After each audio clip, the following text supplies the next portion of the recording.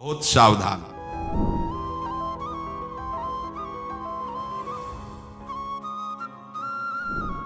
जीव स्वयं नित्य निरंतर कर्मों के जाल को रच रहा है और अपने आप को बांध रहा है। आपको मुक्त होना है, बंधना नहीं है। जीव का जन्म कर्मों के अनुबंध से होता है, कर्मों के बंधन से होता है। उसको अपना ऋण चुकाना होता है, अनुबंध। ये बहुत सूक्ष्म विषय है। जैसे आप जिस परिवार में जन्म लिए हैं, परिवार के लोगों से आपका ऋण है, इसलिए उसी परिवार में आप आए हैं। ऋणानुबंध उसको बिना चुकाए या बिना वसूल किए तो वहां से जाएंगे नहीं। आपको लेना है तो वसूल करना है और देना है तो चुकाना है। ये पूर्व के जन्मों से निश्चित किया गया है।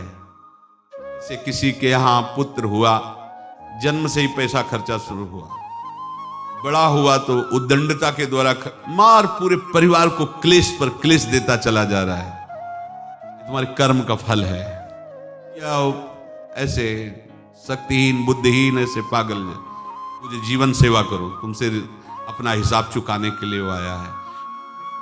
तो परिवार के जो सदस्य जुड़े आके, मतलब पत्नी ही पूरी हृदय में आनंद, परिवार में आनंद और जीवन भर वो आनंद ही सुख देने के लिए उसका जन्म हुआ। वो अपना ऋणानुबंध मुक्त, वो आते ही भयंकर क्लेश खड़ा कर दिया, बीच में दीवाल और झगड़ा और ऐसा, फिर अतरे दिन मारपीट शुरू, कलह अशांति, पूरा जीवन नर्क हिसाब करने आए।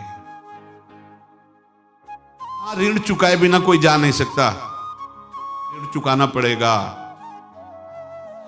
किसी का ऋण वसूल करना है तो किसी को ऋण चुकाना है, दोनों काम करने होते हैं। अनेक जन्मों में अनेक लोगों के साथ हमने जो बर्ताव किए हैं, अच्छे या बुरे, वो होंगे। किसी आदमी को हम जानते नहीं, अचानक मिला, अचानक टक्कर लगा और मार पीट गाली गुप्ता सब कर दिया, चुपचाप सह लो। क्यों? ये आपका हिसाब है, पूर्व का हिसाब। हमारा उससे कोई द्वेष नहीं, कोई संकल्प नहीं। अचानक घटना घटी और हमसे द्वेष करने लगा, हमें पीटने लगा, हमें गालियां दे, ये हिसाब है, चुपचाप सह जाओ।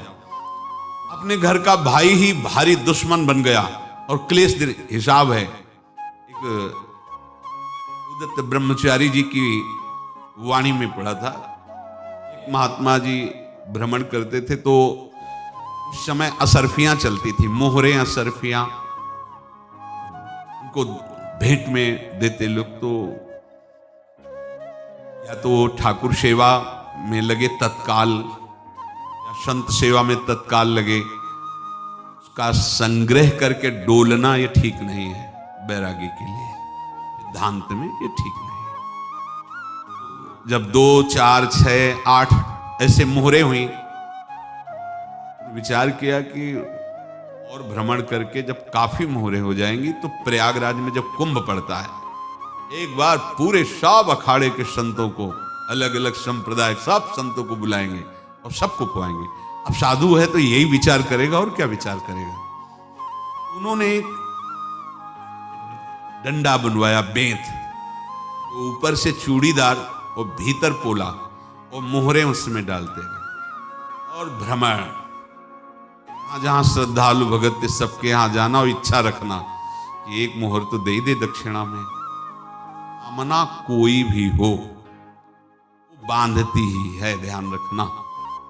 इसलिए वो जो चाहे वो करे, अपनी चाह नहीं रखनी चाहिए, अपनी चाह प्रभु की चाह में मिला देनी चाहिए। धीरे धीरे वो छड़ी भर गई। भ्रमण करने वाले महात्मा चूड़ी लगाई, इंतजार करते रहे। जब प्रयाग का कुंभ पड़ा तो चले। रास्ते में एक गांव में पूछा जाता है जैसे कहीं रुको कि कोई श्रद्धालु ऐसा है जो संत सेवी है। कुछ लोगों ने बताया, हाँ एक परिवार है बहुत संत सेवी है और आपको मिलाते हैं उनसे। ये महाराज घर में रुका, अच्छा हलवा पूड़ी पवाया और जो घर के मालिक थे चरण दबाए, चरण दबाते दबाते उनकी दृष्टि पड़ी